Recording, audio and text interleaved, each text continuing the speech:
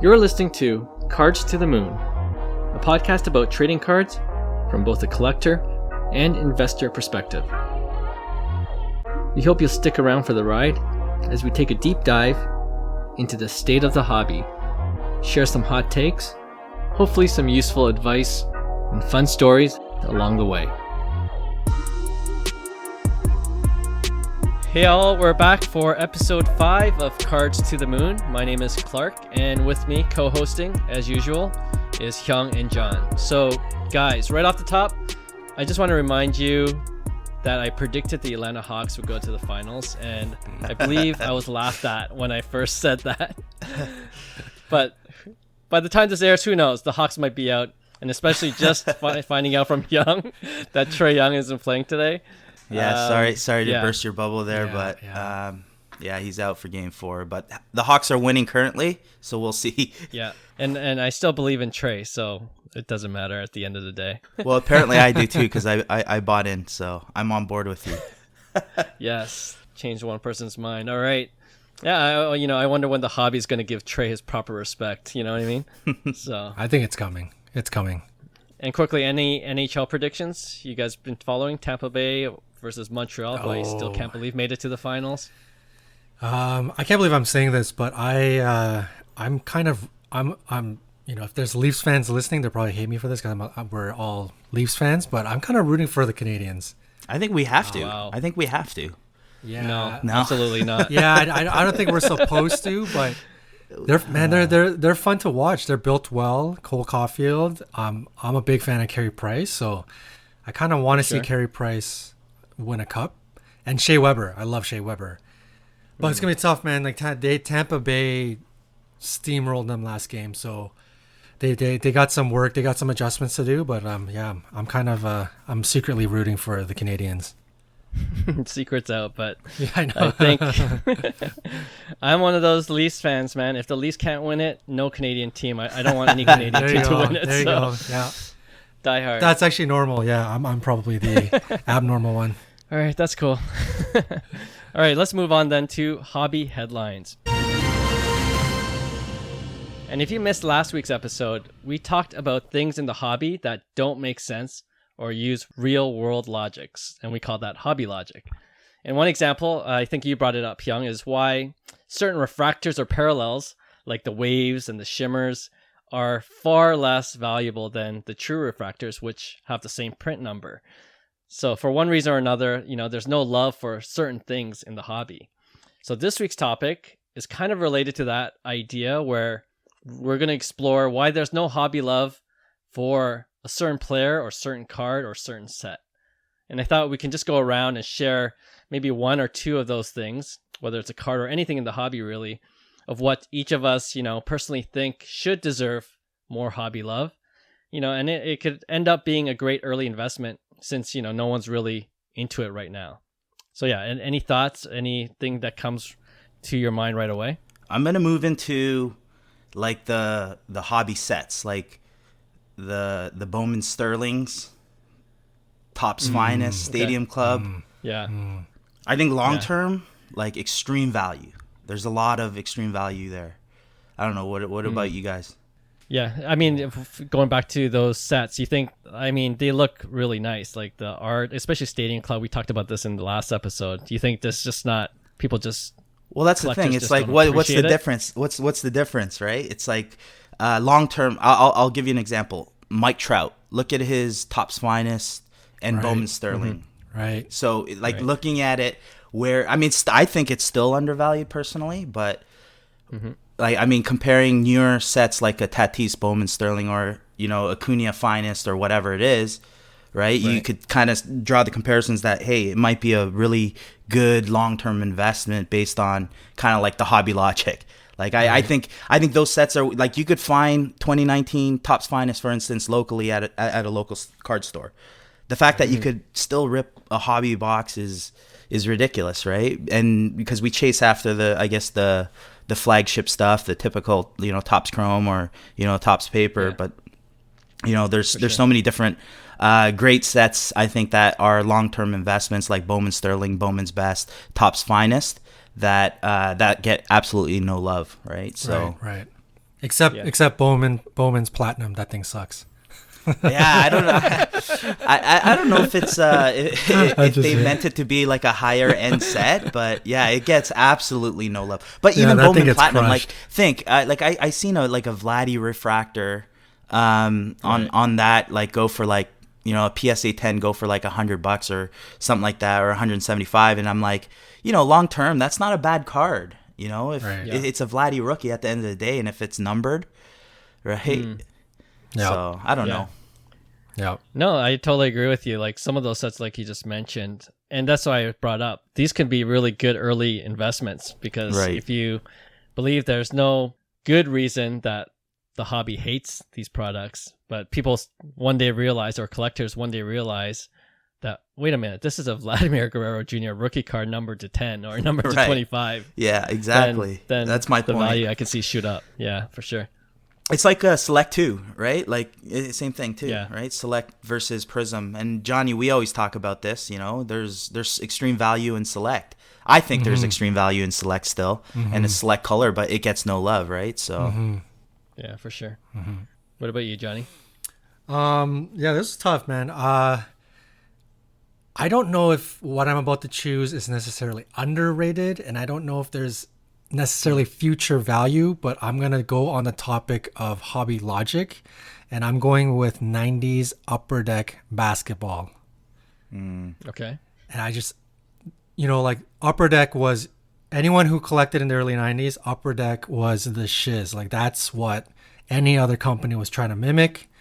And somewhere along the lines, you know, when they got in trouble with all the 89 Griffey overprinting or whatever, and they start to lose a lot of their credibility, their image starts to go down. And I think especially 90s Upper Deck basketball, it got completely crushed. Like anything 90s, I don't know, not one real high value main Upper Deck card other than maybe Shaq's draft card, where it's like, you know, the triple image of Shaq. Triple, yeah. That's probably the only player that has like a main rookie card in basketball that's Upper Deck.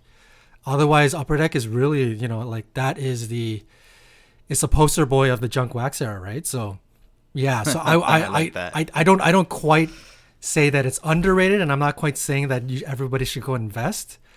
But it's this whole hobby logic thing where everybody completely turned on Upper Deck, and I'm just wondering. I choose Upper Deck because I loved Upper Deck when I was young, when we were younger. Like ripped so many it was packs. The set, yeah. Everyone went high after end. like MJ. The inserts look great, but it gets no love, man. The inserts get no love. Like the rookie cards don't get no love. Kobe rookies, like they're fairly affordable for a rookie card. So yeah, I still don't know how exactly I feel, but I'm gonna choose. Are you saying like the hate's gone too far? Like it was part of the junk wax era, but compared to the value of other junk wax era, I mean it's premium. Yeah, like cards, it's interesting to look at it, because when anyone who collected in the early 90s, Upper Deck was like the king. And if you couldn't afford Upper Deck, or if Upper Deck was sold out, you would buy Fleer Ultra, or you would buy Stadium Club.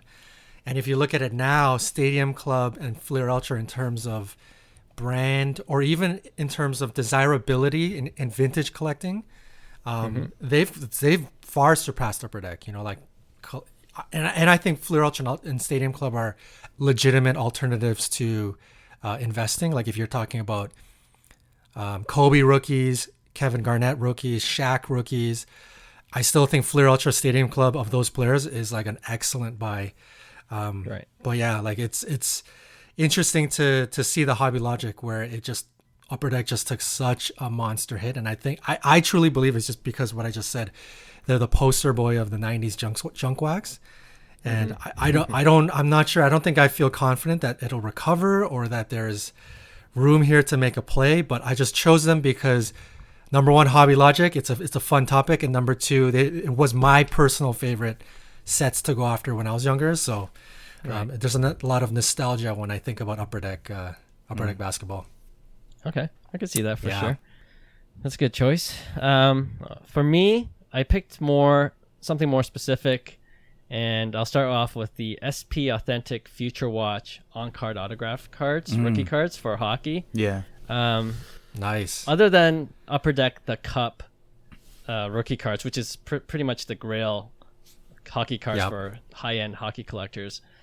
I think the SP Authentic Future Watch should get a lot more love than it is right now. And I get hockey is, not as big as basketball, baseball, or football. But, I think as we talked about before, the sport of hockey, I believe, will get more popular in the States, especially with Disney having the rights to broadcast the games. Right. And if you look at the card itself, each of those Future Watch cards are numbered to 999, Right. and the autographs are on card, and the look of the card each year is pretty much consistent. I love subsets of cards that are consistent year after year. It gives that continuity. It makes it collectible, especially for people that like to collect certain sets. Right. So I think there's value just in that. Like there are some collectors out there wanting to collect those cards, and yet, like, other than top tier guys, like you could get Tyler Seguin, or like those mid-tier guys now, their SP Authentic Future Watch on card autos are pretty cheap, super still. affordable, super You know what I mean? affordable. So I won't make a play. Like I think it's just one of those things I just don't get. Yeah, as we're talking about this, I feel like this is closely related to Hobby Logic. This might be Hobby Logic Part 2 episode, right? Right. But specifically, I was thinking of this set when I thought about talking about things that get zero hobby love, Right. or Yeah. should get a lot more. That's a for good sure. pick, because I actually thought about SP Authentic a lot. So I stopped collecting in '97 after the Tim Duncan year, and I briefly got back into I mean, I always sort of paid attention to it, and I was watching people breaking the cup and all that stuff. Yeah. But I briefly got back into it in '05, whenever Crosby rookie year was. And I remember the Crosby rookie year, the big set to go after was SP Authentic, with the autos numbered to 9, exactly what you're talking about. And when you look at Crosby and Ovechkin Young Guns, they go for 4K or 45K or whatever they go for. I think it might be lower than that right now. And then you look at their SP Authentic autos, like the ratio is whatever the ratio. I think it's like 5x, 10x. It's way bigger than the Young Guns.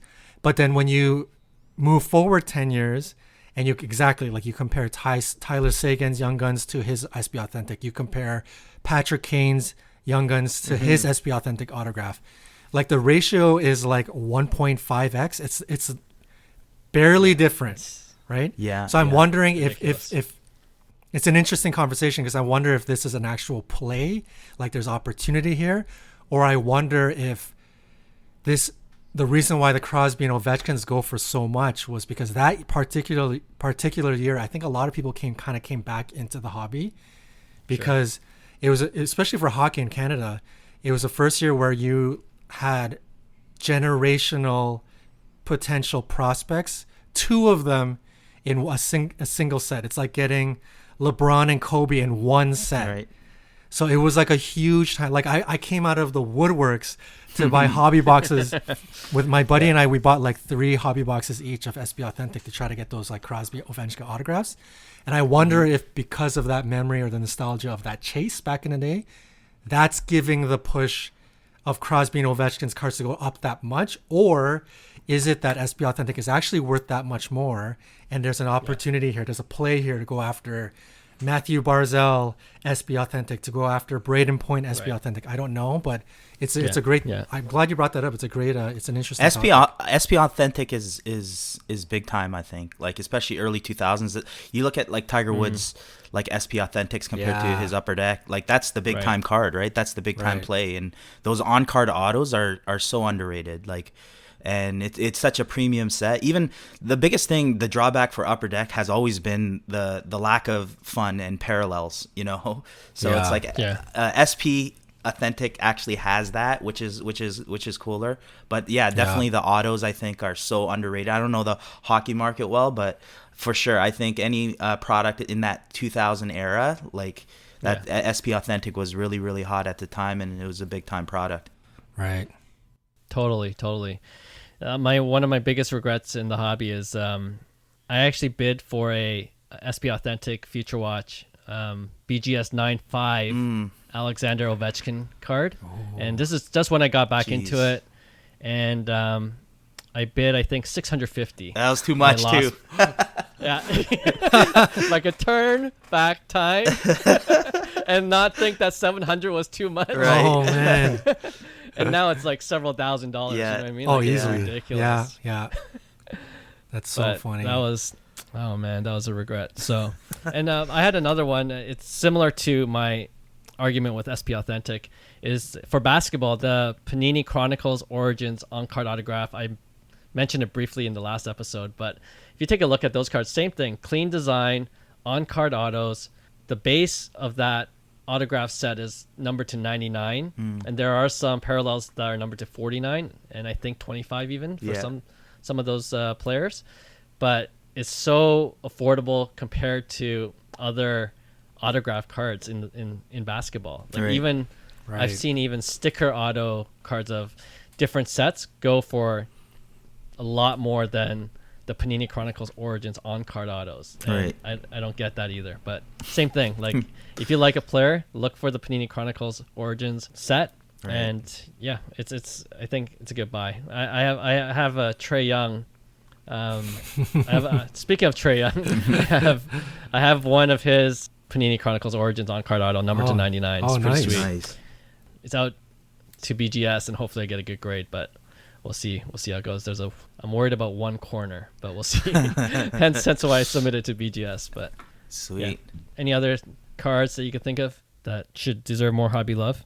Oh man, I not on the top of my head, but I'm sure there's so many out there. And at the end of the day, it's like we're talking here in 2021, right? It's like right now we're using our logic here, but that's why it's like 10 years from now, we'd be looking back and saying, remember that time we passed up on, whatever it is, that Bowman Sterling or Bowman Platinum for you, Johnny, that Vlad Guerrero, that, and then we laugh because we see the prices 10 years from now and we realize it's the same thing that happened with Trout. Like no one was on Bowman Sterling Trout, the 2011, his rookie card. And now it's like, still a hot commodity, right? Anything Trout really at this point. So yeah, like I said, there's a lot of I think opportunity, like you said, Clark, with like the SP Authentic autos in the hockey and whatnot, and there's a bunch, so take advantage while you can.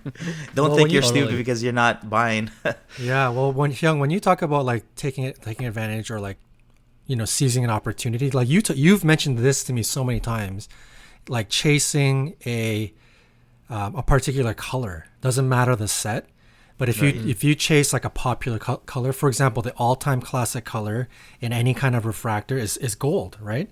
So whether it's Bowman Sterling or Bowman Platinum or Topps Finest, like don't underestimate the value of that gold number to 50 or whatever it's number to in the future, right? Like the Louis Robert, for example, Topps Finest gold, you could probably buy it right now for like under 200. And people are sleeping on it. People are not going to wink at it. But in the future, like look at anything Trout gold. Doesn't matter what what set. For sure, absolutely. It could be upper deck gold. If it existed, but it would sell for so much. Anything numbered, really. Right. True. Yeah. But even when numbers like a black or a gold, like some of the popular colors, right? Yeah. This is what happens. Like right now, everybody's trying to make that flip. So you see those cards kind of surface, right? But as years go by and hobby boxes become so ridiculously expensive, no one's ripping. The pop count is what it is, right? And people end up locking some cards in the safe that end up kind of like not resurfacing, right? So as years go by, like I said, a numbered LeBron James nowadays is insane, right? Yeah. Like if we are back in 2003, there would be a lot more numbered cards of LeBron available because people are not thinking of the long term. They're just trying to make that, I made that $1,000 flip or $2,000 flip, right? So I think long term, that's why I always say, like the golds are the golds. Like you bought that Tatis Bowman Sterling. I think that was a great purchase. It's a gold numbered to 50, and it's now you have it. It's not like you're going to sell it. You're locking it in the safe. There are 49 left now, right? So it's like as that time goes goes on, and generational talent does generational things, that's where the fun, I think, starts kicking. And that's where I like to kind of keep our focus on, because I think that's where you'll win out and you'll enjoy yourself the most, because you're going to be rooting for the player that whole time, and you have a lot of stake in that player, right? So Right.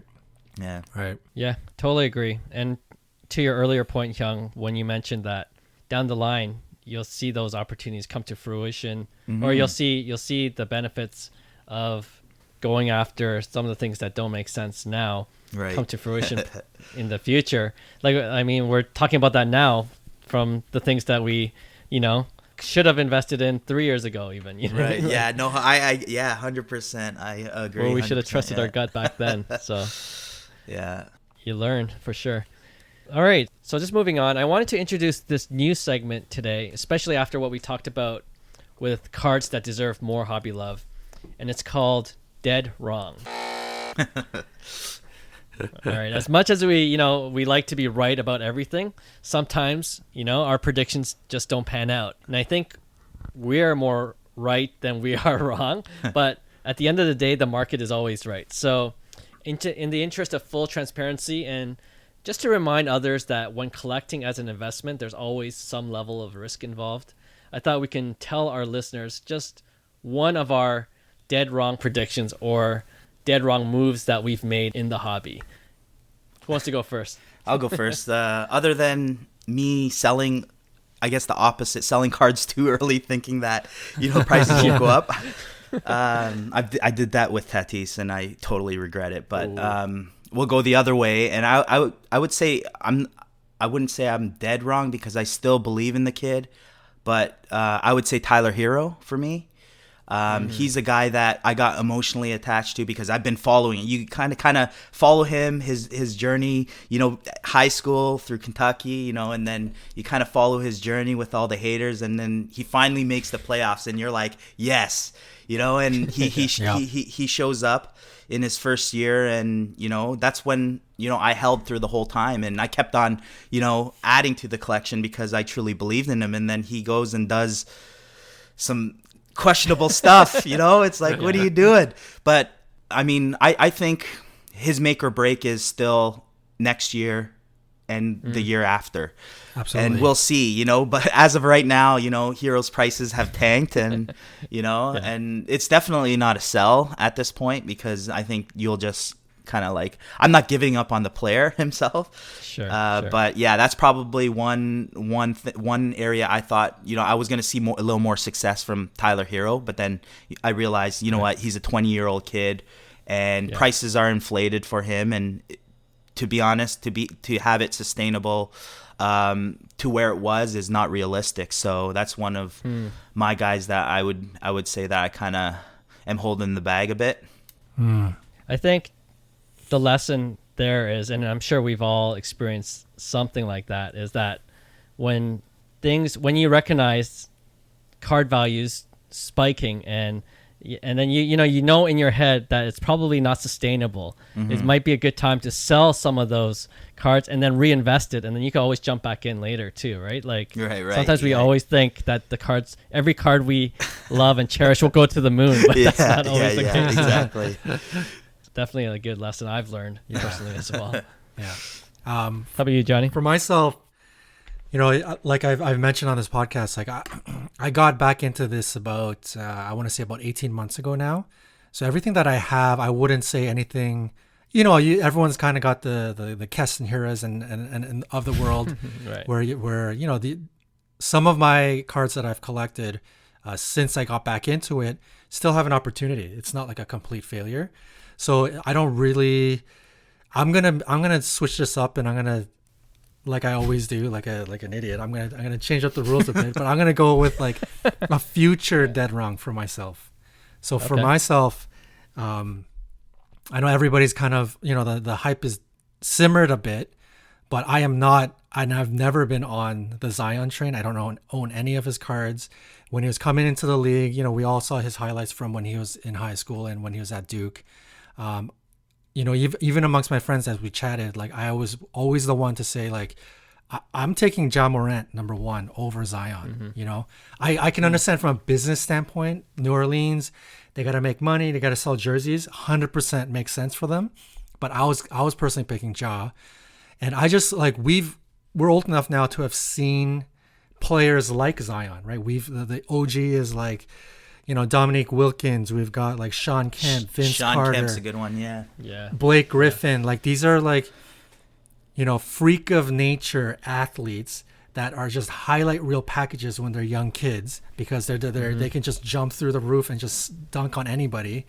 But these kind of players, they don't necessarily win championships. They're not necessarily the guys that you would give the ball to in the last 30 seconds. Like that's what people want to see. And hence that's why, you know, like somebody like Giannis is kind of taking a bit of a hit in terms of his like reputation. But yeah, like I'm not on Zion. I still think there's opportunity as an investment, but I think a player like Zion has a shelf life. So there comes a caution with a player like that. That's me. So this is going to be like my dead wrong prediction. I could be completely wrong, and Zion could go on and win like 4 championships and like become like one of the top 10 players all time. And I'm sitting here going, oh my goodness, I should have like loaded up on Prisms, but you know, for the next little, I don't think I'll ever be buying any Zion. So that's going to be my future dead wrong prediction. No, that's an interesting take, and all those reasons you mentioned are legit. We'll see how that pans out. Yeah, I had a hockey dead wrong, but I just switched up last minute. I was like, it's kind of boring to talk about this one, so I switched it to Zion. Okay, fair enough.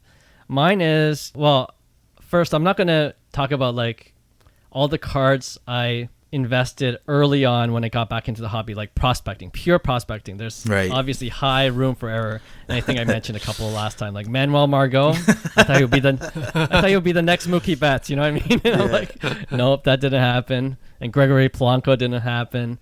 But actually, my example is Mookie Betts, and I think I shared this with you guys offline before. But I bought a Bowman Chrome, you know, autograph rookie base, BGS 9.5 for $35 when I got back into the hobby. Oh my gosh. Cheap.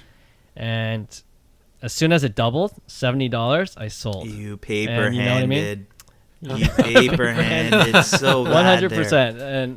And it hurt me to do this earlier today. I wanted to see what the value of it was worth now. And I think the last one sold for $1,900 US. Oh, brutal. Nice. So brutal. So that's, you know, like selling too early. And we talked about this. Like, that's one of those things where, yeah, if you believe the talent, you got to be careful about selling too early. But on the flip side, we always say profit is profit, right? So what did you do 100%. with your $35? That's the question. I think I bought Manuel Margot. Nice. Refractor, all right? I upped the game. I doubled down on Manuel Margot with the refractor number to $4.99. Sometimes you got Hey Clark, sometimes you got to take risks. that reminded me, like this right before, remember COVID? I think it was like a year ago in March, spring training hype, and I got a little worried with Tatis. This is the story I was kind of telling you, and I was like, I had bought that following, it was November 2019.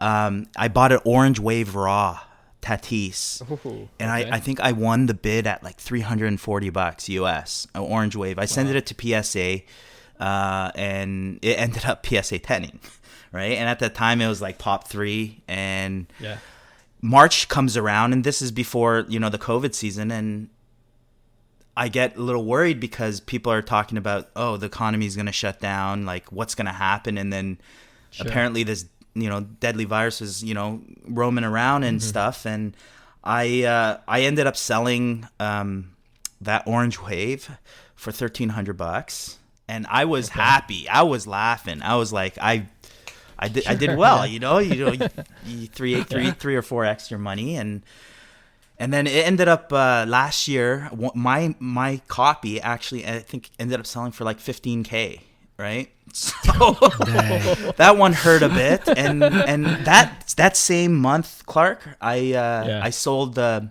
Topps Chrome Fernando Tatis green auto to number 99, a BGS 1010.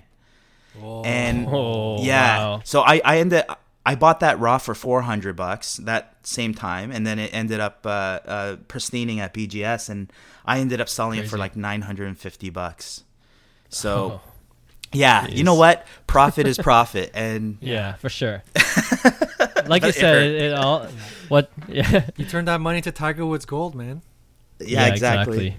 It's what you do with the That's what I profits. probably did. I ended up buying a boatload of Tiger Woods with that profit. So I ended up Yeah. doing well, even though Tiger Woods kind of prices came down. But I went through the cycle of, when Tiger Woods was dirt cheap, nobody was on him, and then Sure. the market absolutely exploded at one point. Yeah. And I rode that wave, so I ended up doing well overall. But yeah, that story that you said with the Mookie reminded me of my Tatis, and that's why I hold all my numbered cards now. I wish I had Yeah. those cards back, but I still have a nice stash of Tatis sitting in the safe, and they're not going anywhere for the next 5, 10, 15 years. So learn your lesson. Yeah, that's another good lesson learned. And I think, you know what, like that reminds me of what we talked about in episode 1, whether we thought the sports market was undergoing an implosion or whether it was a strong market correction. And time and time again over the past 3-4 years especially, we've been a lot of people have been dead wrong about the state of the sports card market, how strong and robust Nobody it actually knows, is, right? Nobody knows. Yeah, Yeah, so lessons to be learned in the hobby while you're in it. for sure. All right. I think this could be a reoccurring segment. There's always going to be plays where we don't get it right, but it's good to be transparent, and Yeah. we'll try to revisit it every once in a while. Yeah, check back with me in about a year. I'll have some major losses. Hopefully not too major, but we'll Yeah. we'll follow up.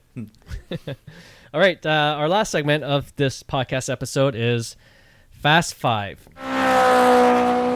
and we've done this a couple times already. But just to remind our listeners what Fast Five is all about, what we're going to do is choose 5 players, and we're each going to say whether we're going to buy, sell, or hold any of these guys based on what they're doing now, on how you perceive their card value at this current moment. All right. So the first one I had for this week is Justin Herbert, LA Chargers quarterback, won Rookie of the Year.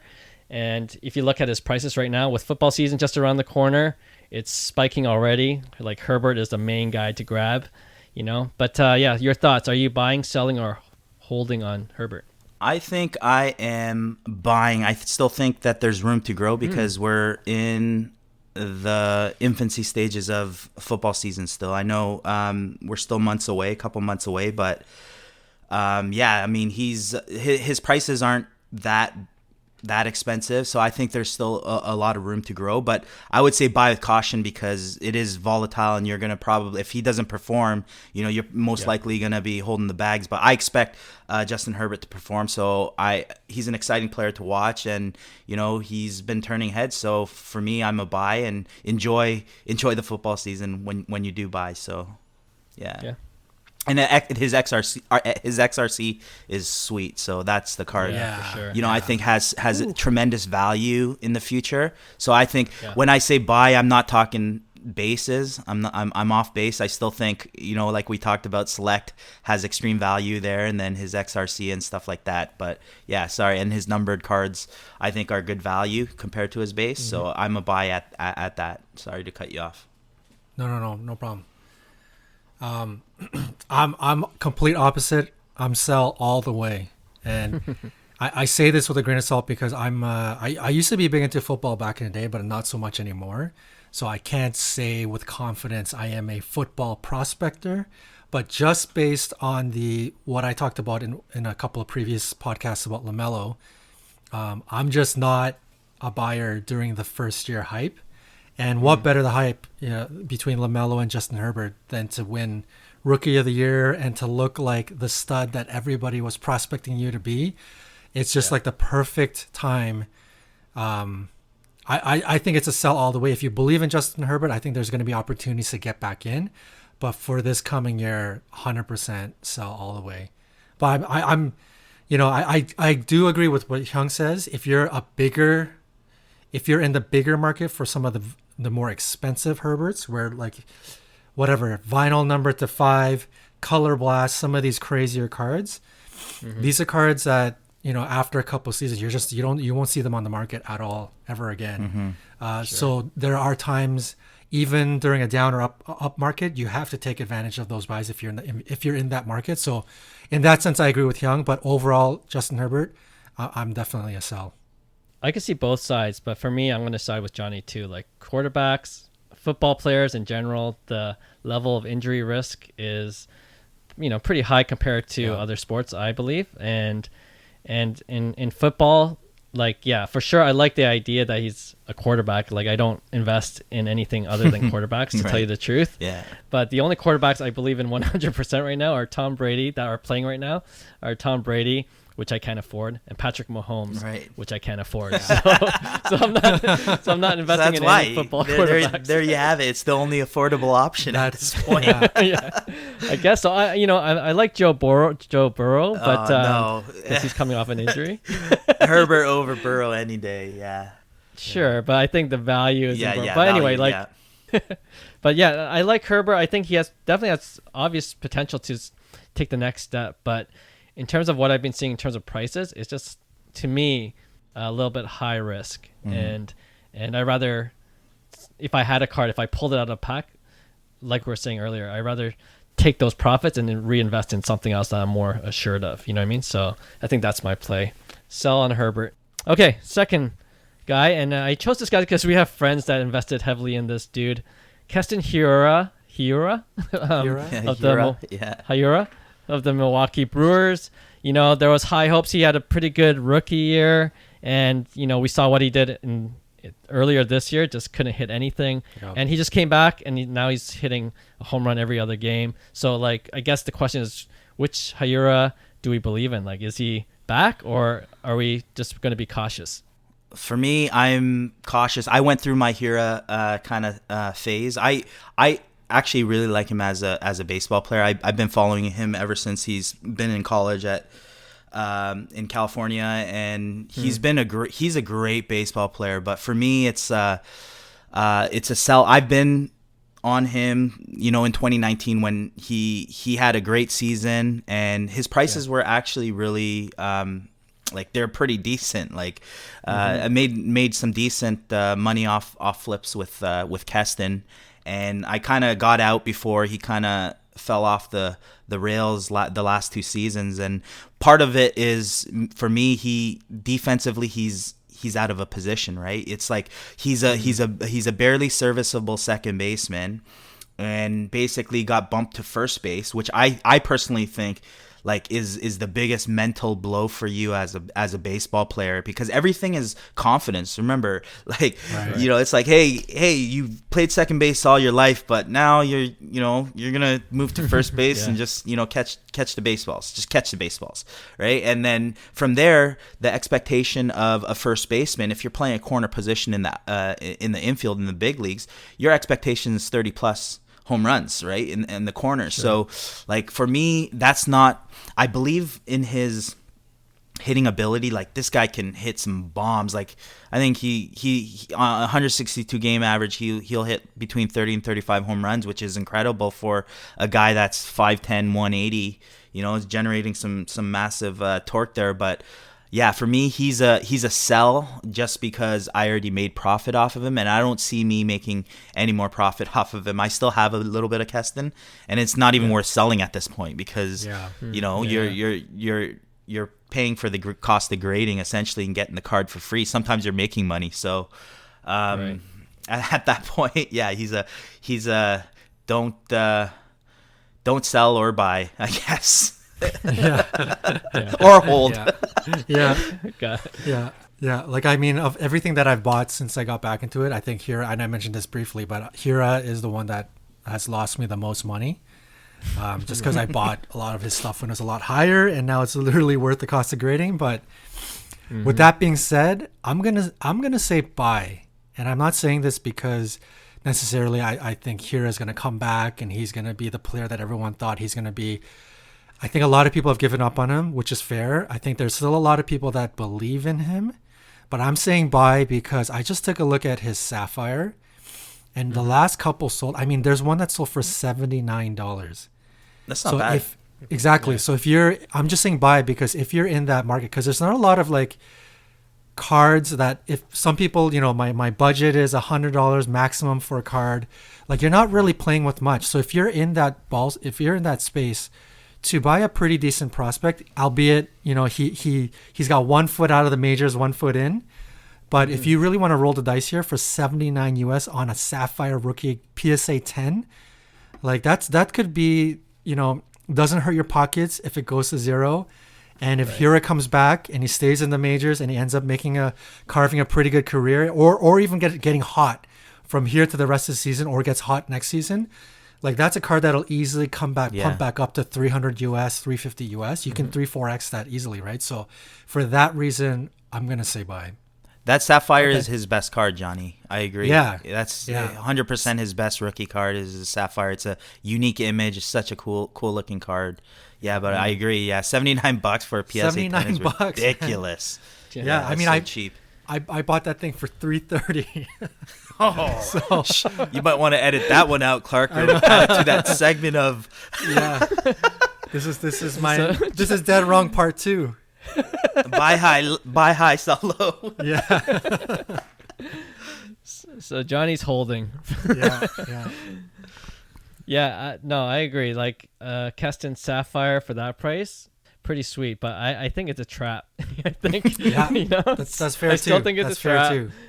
Yeah. So I think even when the Brewers started the season, and they're doing well right now as a team, but it was largely without Keston, and maybe he'll help down the stretch. But if I have Keston and, the way he's swinging now, which he's on a good streak, if there's an uptick, I'm taking the opportunity to sell. Like too many ups and downs for me with Keston.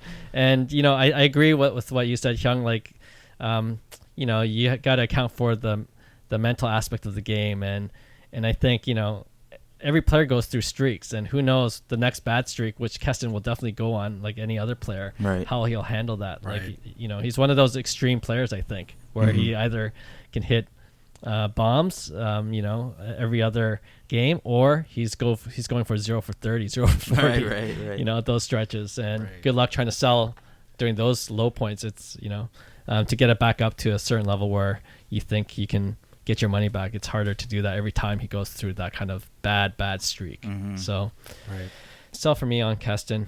Next guy, Pete Alonso. Like, I was actually eyeing this guy before the season started. With Lindor coming to the Mets, I think Mets were going to be a good team. And then this COVID year is like so many injuries, like ridiculous amount of injuries, and that's impacted how teams played together as a team.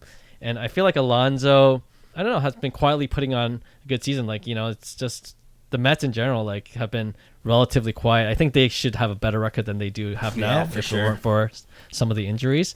But, like, home run derby's coming in the All-Star. He's going to try to go back-to-back, and that could add value. I don't know. But Pete Alonso playing for the Mets, a home run hitter. Generally you like home run hitters. What are you guys doing with him? I like Pete Alonso as a player. I think he's exactly what kind of like the game needs, in terms of his likability, his personality, his character in the clubhouse. Just good for the game. And I think Topps kind of like tried to really push that after his big rookie season, after he hit like 51 home runs, and he was on the cover of every single box at that point. But like I said, after that rookie season, it's that second year where, you get tested. And I know it was a shortened season, but, a lot more advanced scouting report with technology, understanding, players' inconsistencies and exposing basically their weaknesses, right? So I think Pete Alonso is going to have a successful career in the big leagues, but he's a 250, 260 hitter. The home run production, in my opinion, is not sustainable at 51.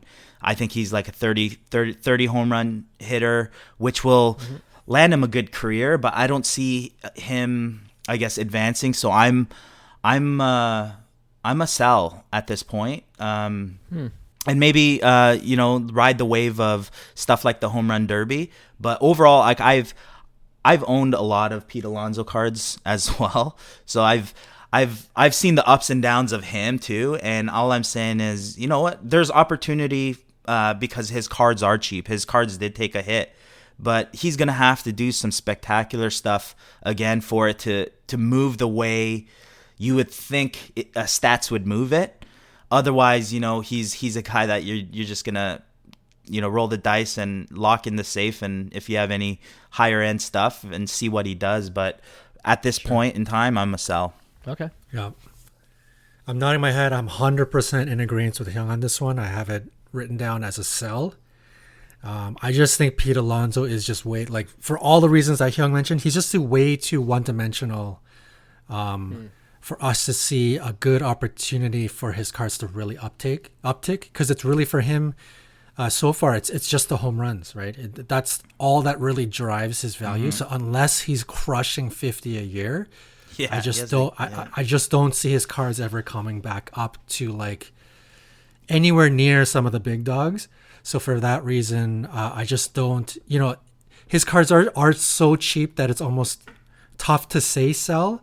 But I feel like even at the cheapest points, you could take that money and put it into something that has opportunities to multiply a lot quicker than Pete Alonso, because I'm not sure if I see the card multiplying at all, unless he does the unthinkable and just starts going off and winning triple crowns and stuff. I don't see it, so I'm a sell. Yeah, no, I can see both your points. I'm going the other way. It's a buy for me, and I think you mentioned it, Johnny. I think it's at a value right now where it's cheap, and I like guys that have done it before. Obviously in his rookie season was spectacular, and whether he can do it again is a big question mark. But I'm gonna put Judge in the same category. Aaron Judge in the same category. Very similar. Guys that have done it before, had a down second year or third year because pitchers adjusted, but now showing life again that they could adjust. It's a cat and mouse game, right? You kind of learn from previous years and how you anticipate how pitchers are going to pitch you. Exactly. And I think, Alonso is showing that he can adjust. And I think there's potential for me as a short-term flip, whether, it's a good time to buy now because it's cheap, but I could see another 40 home run season in him. And, concerning the batting average, we said this before, he's batting 267 this year, which is essentially 300 in previous seasons, where batting average is on average a lot lower because everyone's trying to hit the home run, right? But 267 for me is a pretty decent average in today's league. And so I think there's definitely potential for his card to see at least a few multiple spikes throughout the year, throughout his career, especially over the next 2 or 3 years. I see that. So, and I like that he plays in New York. So that's another tiebreaker type factor for me, playing for a big market team. So buy Topps Chrome, especially. That's value right there. All right. We're going to go to basketball now. And I picked Giannis. How do you say his last name? I still don't know how. Giannis. Yeah. I think it's Antetokounmpo. Okay. Antetokounmpo. I won't even attempt to say it. So Giannis. Yeah, Giannis rookie cards. What do you guys think? Obviously the Bucks are, as of this taping, are still in the playoffs, and this could be the year. Could be the year. But there's been there's criticism lately as well of whether he's actually the go-to playoff guy, if he has those instincts. But is he just one of those guys that we lump into a great regular season player, but not the greatest playoff player, and will that impact his value in the future? I don't know. I'm a buy. It's tough because his prices are not cheap, but Giannis is the type of player for me that is the generational talent type player, and I believe that he's running deep into playoffs. As I think this is his fifth or sixth playoff. And I don't know how old is he. Maybe anybody know? 26, 25, 26. I don't know, but he's still young. Is my whole point, right? And he's been playing in the league he's a veteran now, and I just see where obviously the leaders of the pack, LeBron's prices end up going, and the potential it is there, right? So I think there's extreme opportunity in Giannis, even though his prices are still high. I think his Prism base went down to like 1,200, and they're as high as like $3,000 or $3,500 at one point. And I know I shouldn't compare him to LeBron, but you see the dip in LeBron's Topps Chrome, and now a dip is under 10K, right? And that's considered a dip, right? So for me, at under 2,000 for a Prism, I think there's still room to grow. But again, and this is the difference too. You're not talking about a Prism that's pop 10,000 to pop 15,000. You're talking about a Prism that's pop 2,500, and and first year, right? I believe 2012 would have been first year of Prism. It was, but I think he was in another year. Oh, was he's not? He's not first year. He was 2013. Oh yeah, 2013. First year is like the yeah. Kawhi. So, but that's what I'm saying. Kawhi was 2012 and 2013. That was when they weren't printing tens of thousands like they do Luka, right? So, if he's that type of player, I like the game on the supply demand ratio for the pop report on Giannis. So I'm a buy. Yeah, I'm gonna go the other way again.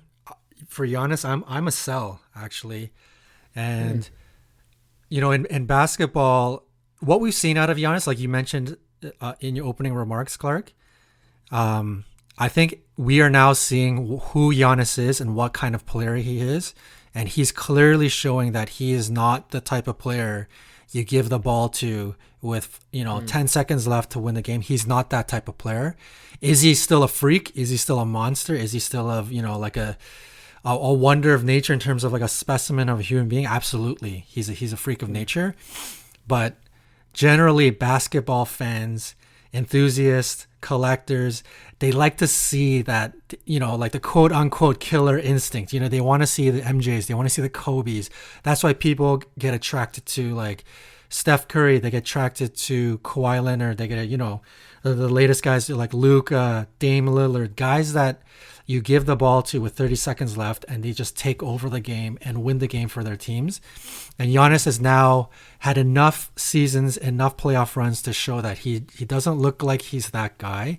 And I think a lot of people are starting to jump off that original hype train where Giannis was like this, he's going to make the playoffs and he's going to do whatever the heck he wants. He's going to spin move and dunk like 100 times on people. He's going to literally have his way. And it's clearly showing that that's not the case. Can he still win championships? Absolutely. Could he win? He could win it this year.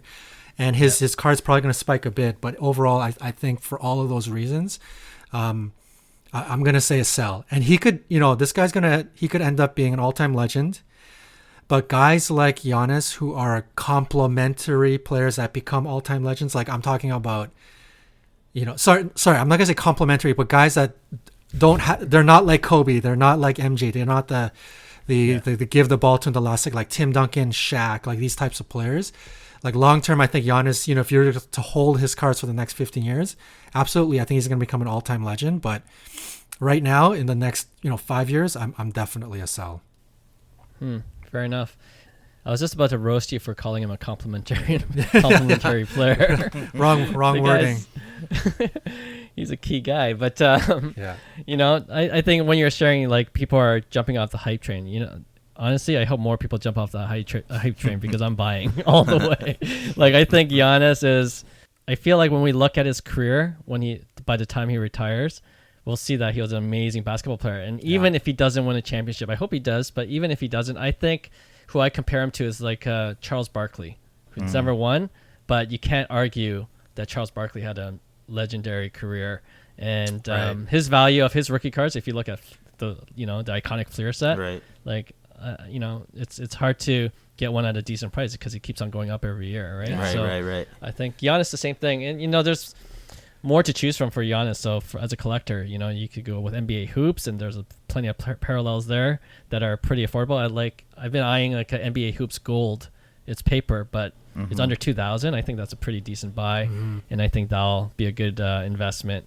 And of course the Prism ones, right? But yeah, Giannis for me is a buy. I think we'll look at the breadth of his career, and it'll be worth the future value of his card. All right, and lastly, for the similar reasons, I chose Paul George as a guy who has a reputation for not performing in the playoffs. And Clippers are still in it, right? And now with Kawhi gone, he's had a couple of decent games. Yeah, more than decent games where he stepped up, right? Yeah, and then there's that one game where he just missed his free throw, so it kind of, Pandemic took away all that. So Paul George, like, you can't argue against his talent either, but is he a buy, sell, or hold for you guys? For me, he's a buy too. I think he's an all-star. I mean, he's a superstar, and when you look back at his career, he's gonna put up ridiculous numbers, and you look back and see the available cards that he has. It's not many. There's not many to choose from, especially that this is pre-Prism, so it's like Topps Chrome didn't touch any of that. So what are your options, right? So I look at prices like an RPA of Paul George, and like you're talking RPA National Treasure, like for 3,500, I think a 9.5 sold for, and to me that's like really cheap. Comparing him to other players. So I think he doesn't have a lot of cards available.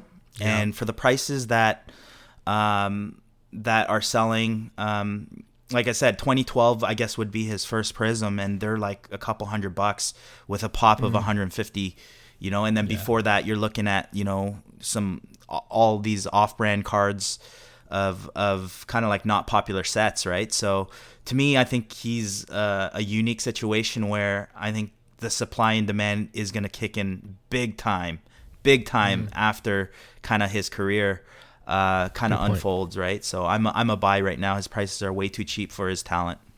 Yeah, good point. I agree. He came in at that. I think he's 2010. It's like an awkward period where I think Panini took over the licensing, so there's no Chrome. And they hadn't made a Chrome version, so they hadn't got into the Prisms and Selects yet. So I think in terms of like paper base, there's only Donruss and like Panini Prestige and maybe a handful of other. That Donruss card is cool. Yeah, even there's probably a handful of other lesser cards, and then you're obviously gonna get into the RPAs, right? So with that being said, though, I'm gonna actually say hold, and the only reason I say that is because he's still in the playoffs, right? And I think I personally believe he's and I'm sure most people do, but I think he's gonna get knocked out by the Suns.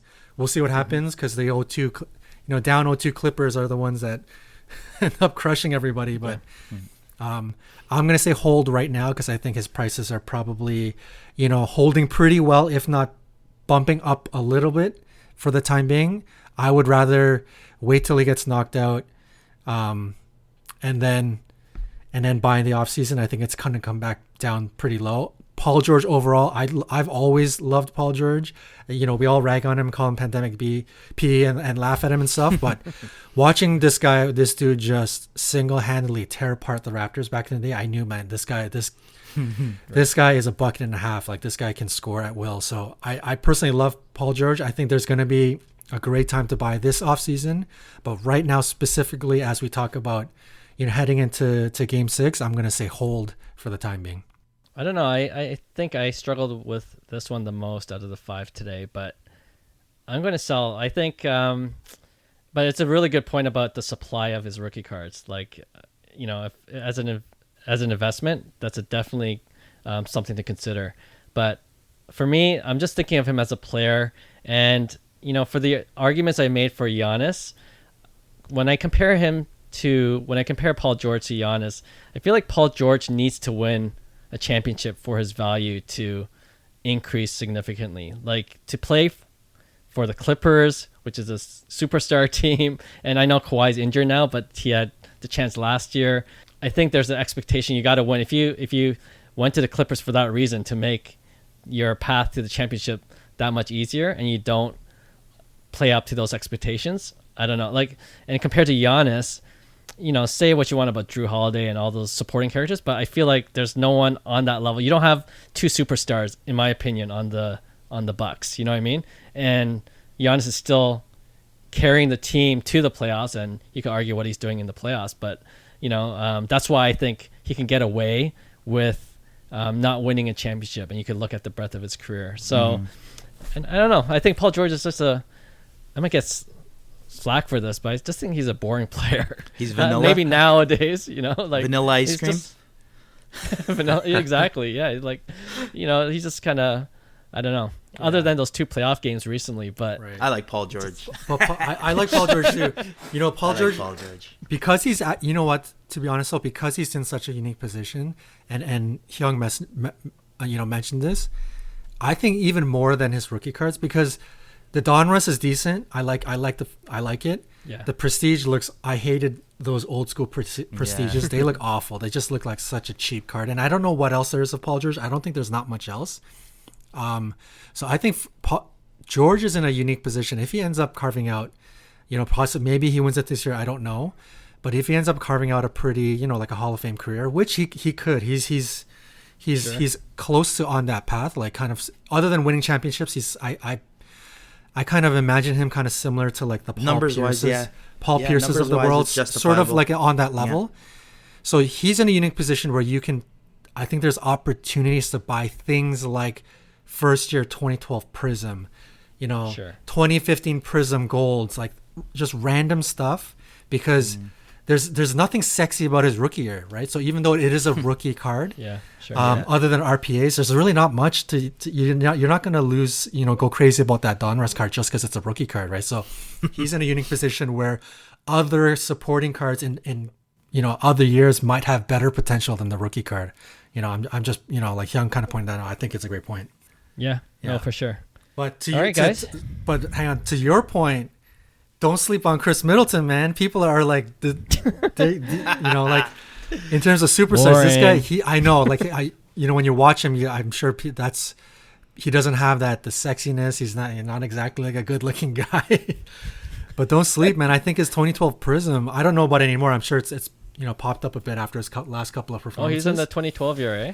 He is, and that card, as of like a couple of weeks ago, I'm sure it's more than this now, but I think it was like under 150 US. Yeah. Wow. So that's could be a decent buy, and they could win it this year. So you might, people may have missed the boat, but don't sleep on Chris Middleton. That guy's a player.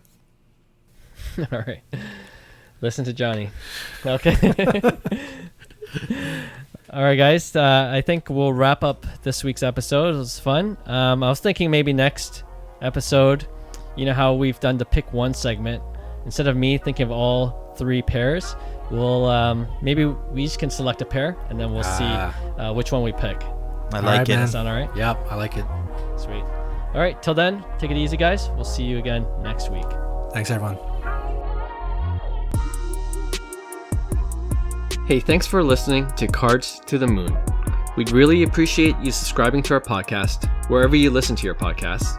And you can also connect with each of us on Instagram at 5cardguys, or you can follow Hyung at Integrity Sports Cards, or John at TradeU at Recess.